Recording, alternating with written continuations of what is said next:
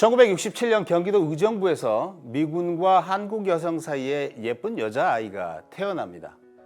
하지만 아이는 1년 만에 고아원에 맡겨집니다.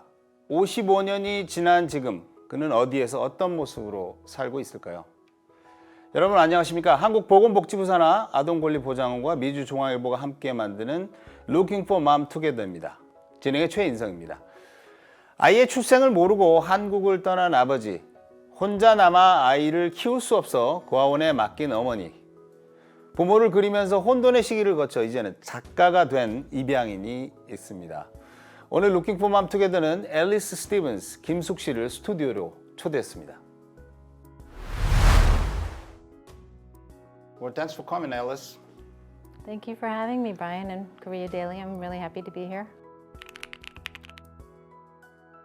Okay, my name is Alice Stevens. I was adopted from Korea in 1968 at the age of 9 months old into a white family in America. And I had a very international childhood, and now I am a writer.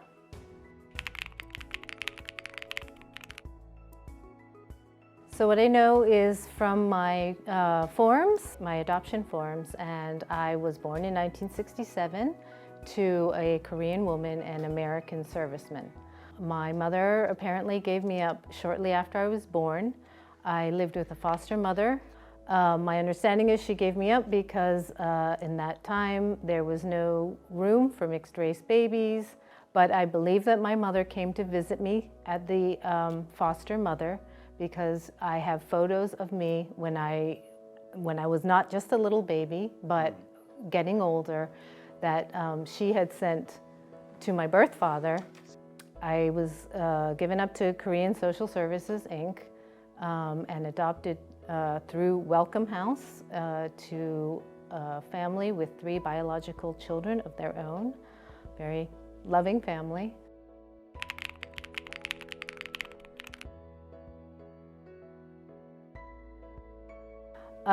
The other picture that you showed, the first picture, was one of the photos that was taken by my birth mother while I was in foster home. So I have 3 of those photos too. And those 3 photos are very precious to me because that's proof that she was looking after me, and she still wanted to, hold on to some kind of relationship with me. And on the back of that one, there's a little writing. I don't know if it's her handwriting because I don't think she could speak English, but it was her words. So those are like the only things that I have of her.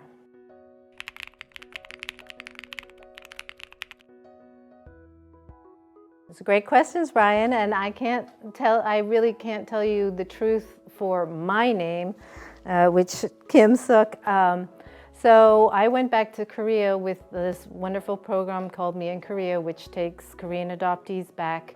I went to KSS, the agency through which I was adopted, and had an interview. And in that interview, I got the shocking news that the name that I had always thought was my birth mother's was probably not real. So that name was Kim Ok-ja. And apparently that was a very, very common name, like Jane Smith in the 60s. And the social worker said it is more than likely that somebody gave her that name so that I would never be able to trace her. That then made me think, well, is my name Kim Suk, the one that I always thought was the name that she gave me and that's on my papers? Is that real? And I really don't know.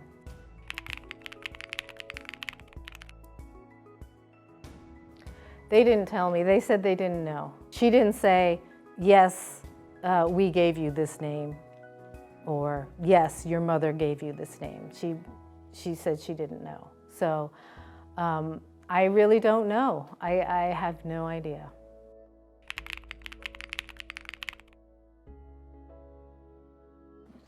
So the information that I had about my birth parents was what I had on my adoption documents.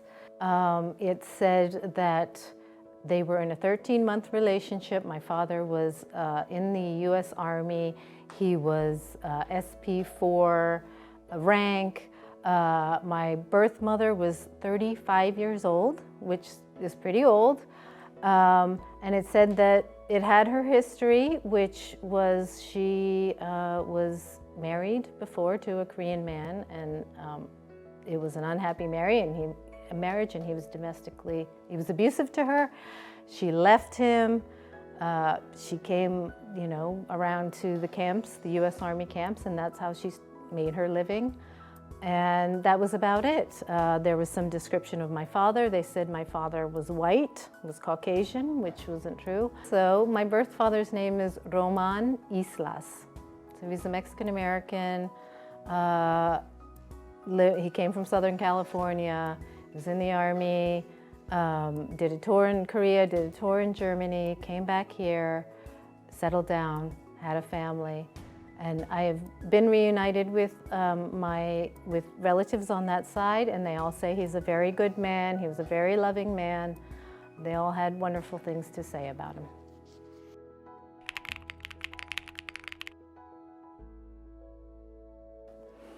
So I was adopted into a family that lived in Philadelphia. When I was 4 years old, we moved to Botswana, which is in southern Africa.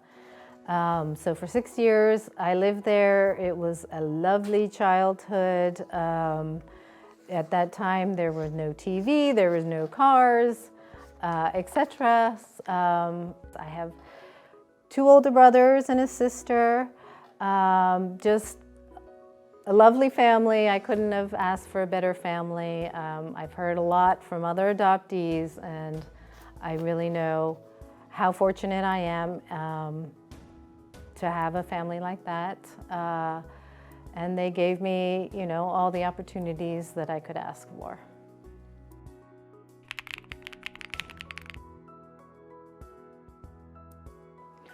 So I was adopted in a time when adoption was not as Korean adoption, the numbers were still pretty low when I was adopted. And also it was in '67, so it was shortly after the immigration laws had changed. So there were no Koreans where I lived. And also at that time, adoption was also a secret. And I didn't meet my first adoptee until I was a teenager.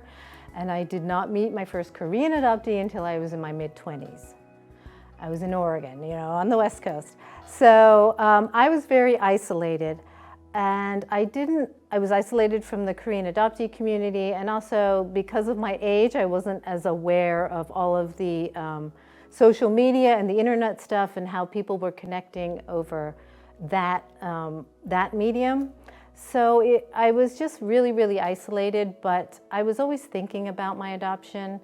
You can't not think about it if you're a Korean adoptee and a transracial adoptee. So it kind of put it out of my mind. Then I wrote a novel about adoption. And through that novel, I started to get more connected with the CAD community. I found out about this program, Me in Korea, as I talked about before, that takes CADs back to Korea. And I had taken my DNA test too.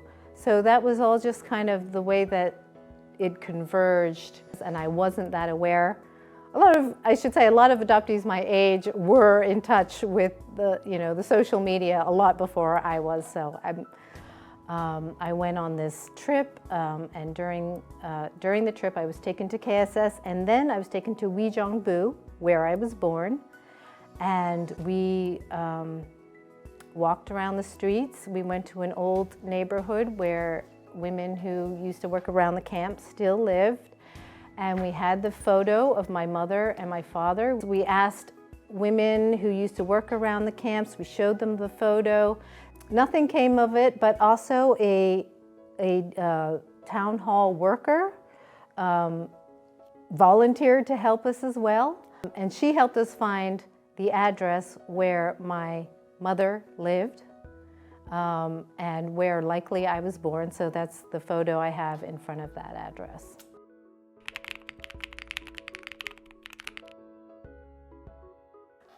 Yeah, I mean, that's a complicated question, but I do feel like I was attracted to fiction writing because of my early life, because my early life was kind of a fiction. And I think a lot of adoptees understand that there's more than one story, there's more than one possibility, there's more than one alternative, and that makes us look for different explanations, different origin stories, just makes us think outside of the box. So, as I'm sure you know, Brian, there are a lot of really creative adoptees.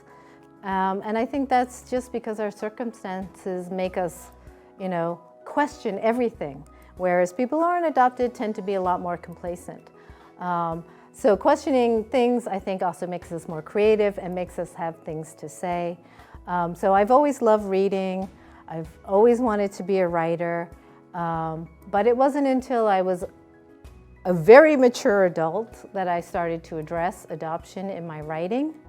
And I do think that being adopted really had a strong influence on me wanting to write and wanting to get a different story out there instead of the same story. So the adoption story, the way that Americans or much of the world looks at the adoption story is through a very sentimental lens.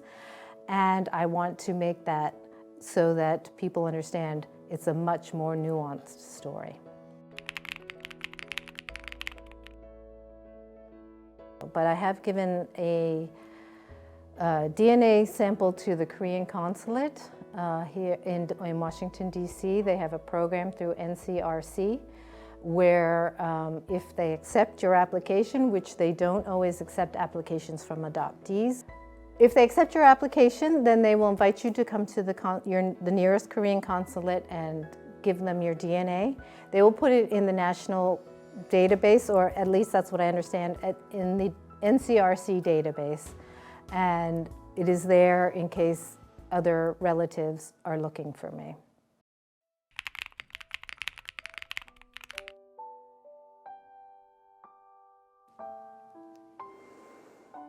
I would say, I understand why you gave me up. I know that you did it from love and that I love you and I'm thinking of you always. And I hope that someday I can learn more about you. If not meet you, I can learn more about you. But thank you for everything you did for me, and I love you very much.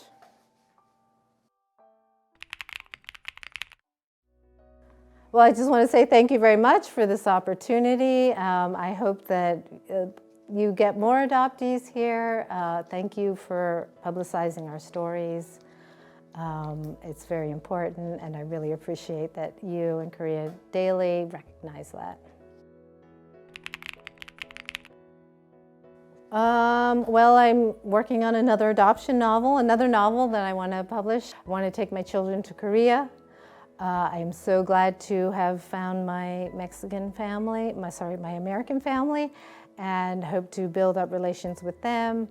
And I hope to find my mother.